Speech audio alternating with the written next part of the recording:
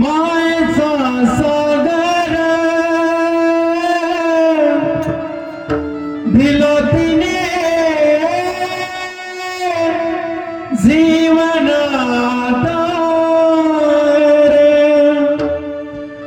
तडपत्या उन्हात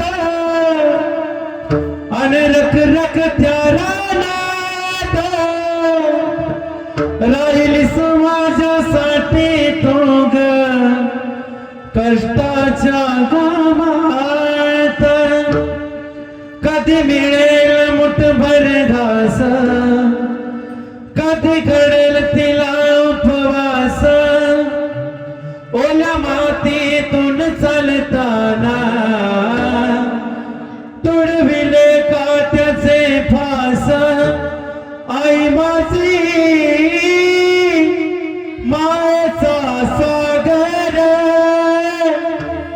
दिला तिने जीवना आकार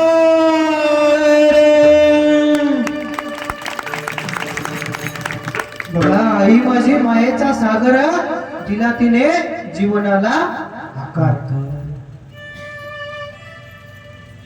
काय आम्ही आटापिटा करायला लागलो?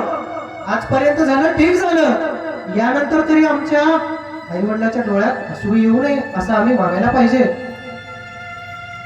बघा, 4 मुलं असतील आणि एक मुलगी जर असेल, मुलगी कितीही दूर राहू द्या, आई वडिलांच्या अंत्यविधीच्या वेळेस कितीही 1 दिवस लागू द्या, 2 दिवस लागू द्या, मुलगी येईपर्यंत ते शेव तसंच ठेवतात महाराज. का तर मुलीला शेवटचं दर्शन होऊ द्या म्हणतात. मुलाचा विचार करतो का तिथं? नाही.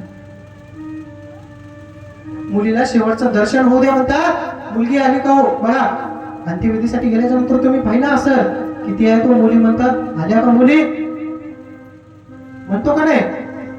मुलीला ज्या वेळेस फाट्यावरून लोकांची लगबग, मुलीला सांगत नाही बघा, कुठल्याच मुलीला सांगत नाही तुमच्या आईचा वडिलाचा मृत्यू झाला, तब्येत बिघडली म्हणतात, आपल्याला भेटून यायचंय.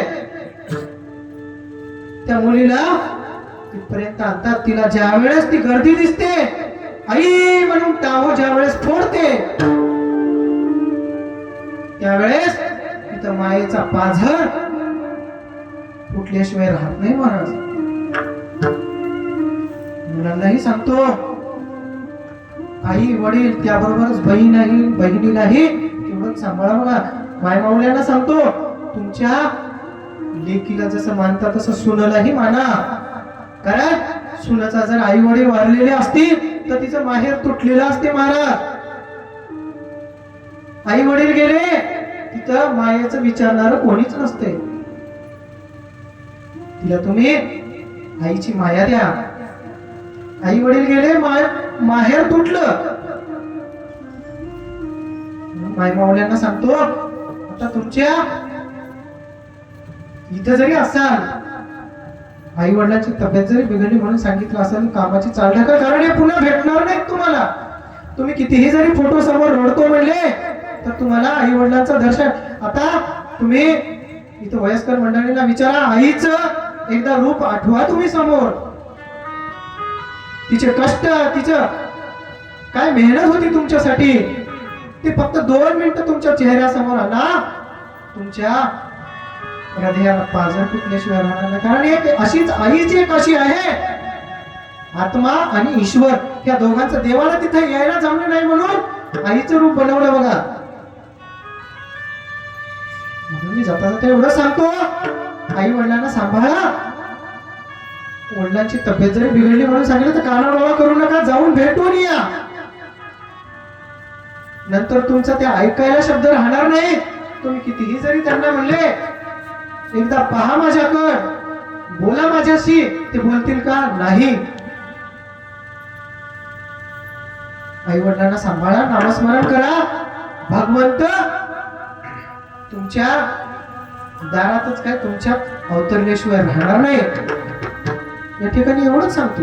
याच्यातल्या 4 जणांना जरी मनावर घेतलं तर माझं कीर्तन सार्थकी लागलं असं समजतो बघा.